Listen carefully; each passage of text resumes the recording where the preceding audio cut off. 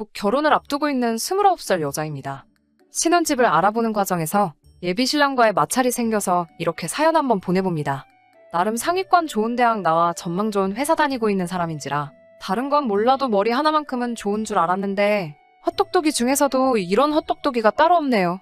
말씀드린 대로 예비 신랑은 중견기업에 다니고 있고 저도 현재 회사를 다니고 있는 직장인입니다. 누가 더 많이 벌고 누가 더 조금 번다고 말하기에는 현재 둘 다 월 300 정도를 벌고 있어서 그렇게 큰 차이가 없는 상황입니다. 둘이서 결혼을 앞두고 모아놓은 돈도 그렇게 큰 차이가 나지 않아요. 굳이 따지자면 제가 1000만 원 정도 더 모아놓았고 둘이 합치면 1억 5천 정도의 돈이 모여 있었습니다. 하지만 사실 요즘 이 돈 가지고 신혼집 구하기에 충분하지가 않잖아요? 그런데 예비 신랑의 아버님, 앞으로 시아버님 되실 분이시죠? 아무튼 예비 시아버님께서 올해 퇴직을 하게 되시게 되었다며 그 전에 결혼을 했으면 좋겠다고 하셔서 아직 결혼하기에는 자금이 많이 모자라다는 생각이 들지만 서둘러서 결혼을 진행하게 되었습니다. 자세한 부분에 대해서는 계속 조율해 나가며 맞추게 되었는데 결혼 이야기가 나온 초반 시점에는 양가 지원을 받지 않고 우리 힘으로만 하는 게 어떨까? 하는 이야기가 오고 갔어요. 그래서 조금이나마 아끼기 위해 결혼식 준비 과정에서 간략하게 생략할 수 있는 것들은 생략해서 진행하기로 했습니다. 당초에 예상했던 금액보다는 많은 비용을 절감할 수 있었고 신혼집을 제외하면 거의 모든 결혼 준비는 끝이 난 상태라고 봐도 무방했습니다. 당연히 인기 많은 지역의 신축 아파트에 관심이 가기도 했지만 당장의 상황도 고려해야 하니 신혼집은 욕심부리지 않고 형편에 맞게 구하려고 하고 있어요. 신혼집을 알아보는 중에 서울에 있는 단지가 작은 꼬마 아파트를 하나 소개받게 되었습니다. 꼬마 아파트라 투자 목적으로는 조금 가치가 떨어지긴 하지만 저와 남편이 다니는 회사에서도 그렇게 멀지 않아 위치적으로도 나쁘지 않고 주변 상권도 괜찮은 편이라 신혼집으로 시작하기에는 여기보다 좋은 곳이 없겠다는 생각이 들었어요. 처음에는 빌라나 서울 외곽에서 시작해도 문제 없을 거라고 생각했는데 저도 사람인지라 욕심이 생기더라고요. 신축 브랜드 아파트에 비해서 가격은 엄청 저렴한 편이었지만 저희가 모은 돈으로는 아직도 많이 부족한 편이어서 아쉽지만 다른 집을 알아보려고 했어요. 그러던 와중에 저희 돈을 합쳐서 모자란 2억을 예비 시아버지께서 지원해 주시기로 했습니다. 양가 지원 최소한으로 하기로 하고 알아보고 있었는데 예비 시댁에서 선뜻 지원을 해주겠다고 하니 부담도 되기는 했지만 감사한 마음이 더 컸어요. 결혼 비용을 간소화하는 부분에서 예단 예물 없이 진행하기로 했지만 저희 부모님이 사돈 쪽에서 집을 해주시는데 우리가 입을 싹 닫고 있으면 나중에 말이 나올 수도 있는 민감한 부분이라 하시며 현금에 단 2천만 원과 명품 몇 가지, 이불 몇 채 등등 해서 준비하기로 했습니다. 거기에 신혼집에 들어갈 혼수까지 저희 부모님께서도 전부 합쳐 7천 정도의 금액을 지원해주게 되었고요. 어머니께서 딸 하나 시집 보내는데 허리가 아주 휘시겠다며 농담식으로 너 시집 보내는데 돈을 이렇게나 썼으니 결혼하면 용돈은 잊지 말고 챙겨달라 한마디 하셨어요. 넉넉히는 아니지만 당장에 저희 부부가 둘이 합쳐버는 돈이 적은 액수는 아니기 때문에 당연히 감사의 의미로 매달 챙겨드릴 생각은 가지고 있었습니다. 물론 양가 똑같이 챙겨드릴 계획이었어요. 예비 신랑에게도 저희 부모님이 이런저런 걸 지원해 주시기로 했다는 말을 하기에 앞서 양가 용돈 문제에 대해서 먼저 말을 꺼내게 되었습니다. 그런데 예비 신랑의 표정이 대번에 굳어버리면서 불쾌함을 숨기지 않더라고요. 그러고선 하는 말이 우리 부모님이 신혼집을 장만해 주신 거나 다름이 없는데 용돈을 똑같이 드리는 건 조금 아니지 않냐며 제 말은 끝까지 듣지도 않고 잘라버리더군요. 양가에 드리는 돈 문제에 대해서 이야기하기 전에 저도 저희 부모님 쪽에서 지원을 해주신다는 말을 먼저 꺼내지 않은 제 잘못도 있긴 하지만 앞뒤 사정 듣지도 않고 그렇게 할 생각이 없다는 예비 신랑의 말에 저도 울컥 화가 나더라고요. 드릴 거면 같은 금액을 드리는 게 자식된 도리로 맞는 게 아니냐 따지기 시작했더니 예비 신랑이 그렇게 할 수 없는 이유에 대해서 설명을 해주더군요. 그런데 그 이유를 듣고 나니 어이가 없어 말조차 나오지가 않았어요. 알고 봤더니 예비 시아버지께서 신혼집 비용을 주시는 게 아니라 그 아파트를 구매하는데 있어 모자란 돈인 2억을 시아버지 이름으로 대출을 받기로 하셨다는 거예요. 거기까지도 그냥 그러려니 하고 넘어갈 수 있겠는데 문제는 아버님께서 퇴직을 하시게 되며 벌이가 없어졌기 때문에 저희가 매달 드리는 돈 가지고 대출금을 갚아야 한다는 말을 꺼내더군요. 시어머니께서 동네 마트에서 일을 하고 계시지만 제대로 된 수입이 없는 상태나 다름없으니 생활비를 꼭 줘야 한다. 그리고 그렇게 예비시댁에 대출금을 갚기 위한 생활비를 드리게 되면 우리 둘 생활비며 저금할 돈이 모자라게 되니 시댁에는 달에 250씩 드리고 친정에는 아무것도 줄 수 없다라는 말도 안 되는 이야기를 해왔어요. 저희가 용돈 겸 생활비로 드리는 돈이 사실은 대출금을 갚기 위한 돈이라는 뜻이지요. 그렇게 저희가 매달 드리는 돈으로 대출금을 갚아나간다면 사실상 우리가 갚는 거지 예비신랑 쪽에서 집을 해주는 게 아니잖아요.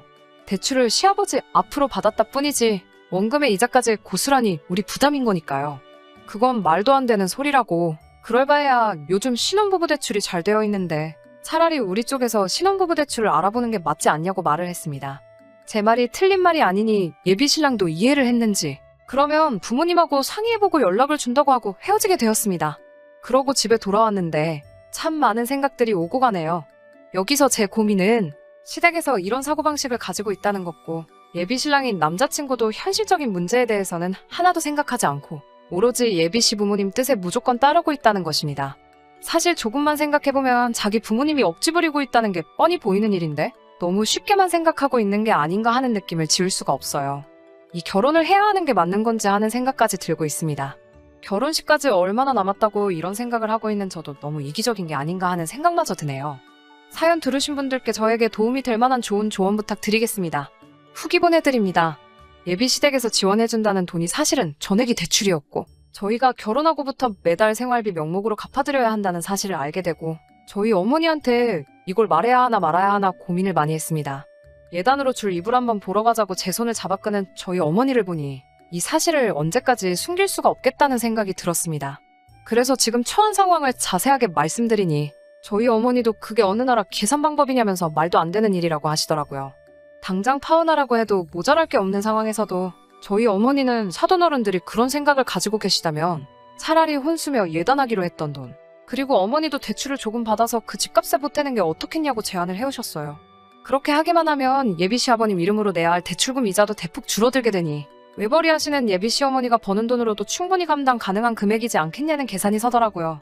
그러면 양가 부모님들께 매달 몇백만 원씩 드릴 필요도 없고 그렇게 아낀 돈은 고스란히 저희의 미래를 위해 사용할 수 있으니까요.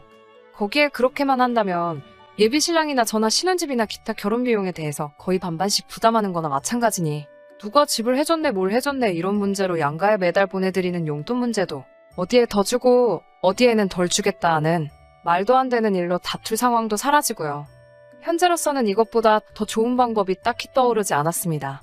이 사실이 저희 어머니 입장에서는 마음 상하는 일이 될 수도 있었을 텐데 끝까지 화 한 번 내지 않으시고 해결책까지 마련해 주시니 죄송하고 감사한 마음이 더 컸습니다.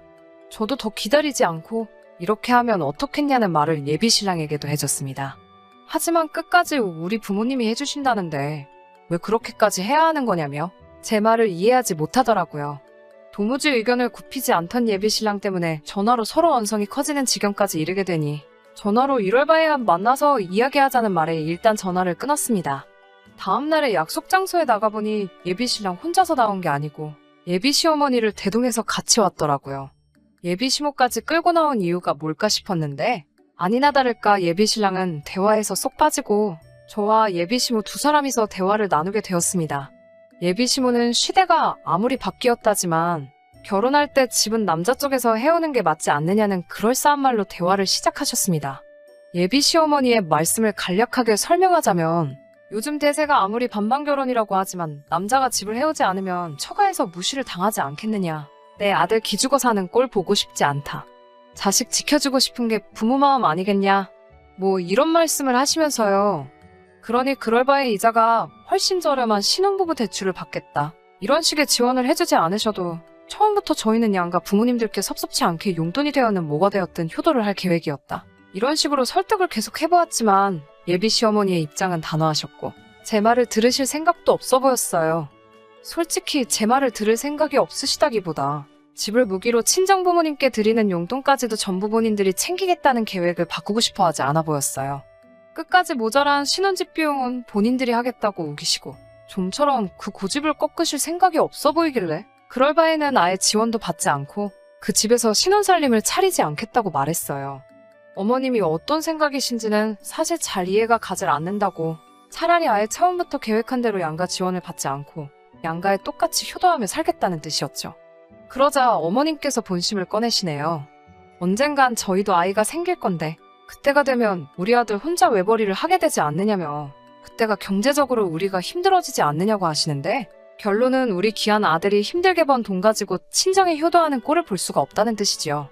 차라리 애를 봐주시고 저희에게 양육비를 받아야겠다라고 하시면 이해라도 가겠지만 너무 대놓고 친정에 돈 한 푼 줄 생각하지 말라는 태도에 저도 점점 인내심을 잃어가고 있었어요.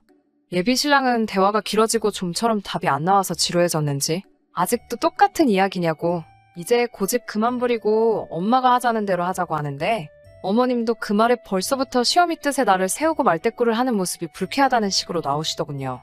이번 일을 계기로 예비신랑이 헛똑똑이에다가 부모 말에 거역 못하는 못 믿어온 남편감이라는 사실을 알게 되었지만 그래도 끝까지 이 결혼 어떻게든 끝까지 진행해보려고 했습니다. 하지만 도무지 의견을 굽히시지 않는 예비시모와 남편의 태도에 더는 할 이야기도 없었어요.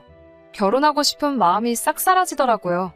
그저 시댁에서 집을 해주니 감사한 마음으로 앞으로 시댁에 효도하라는 것이 당초 어느 나라 계산법인지 정말 이해도 가지 않았습니다. 이런 이야기 들을 줄 알았으면 저도 우리 엄마랑 같이 동행해서 올 거라는 생각마저 들었어요. 예비 며느리가 설마 시부모 뜻에 거역을 하겠냐 이 생각으로 오신 거나 다름없었으니까요. 저도 저희 어머니와 같이 왔다면 제가 하고 싶은 말 더 시원하게 한마디 퍼부어 주실 수 있으셨을 텐데 말이에요. 더 이상 이러고 있어봤자 제 입만 아프고 아무것도 바뀌지 않을 것 같아. 이 결혼에 대해서는 좀 더 생각해봐야겠다 말씀드리고 집에 돌아오자마자 예비 신랑에게는 결혼 관련해서 예약한 것들을 전부 취소하라고 했습니다. 발생하는 위약금은 제가 반을 부담하겠다고 했고요. 10월드 입장권을 그 어떤 기록도 남기지 않고 환불하게 되었으니 그 비용치고는 싸게 들었다는 생각이 드네요.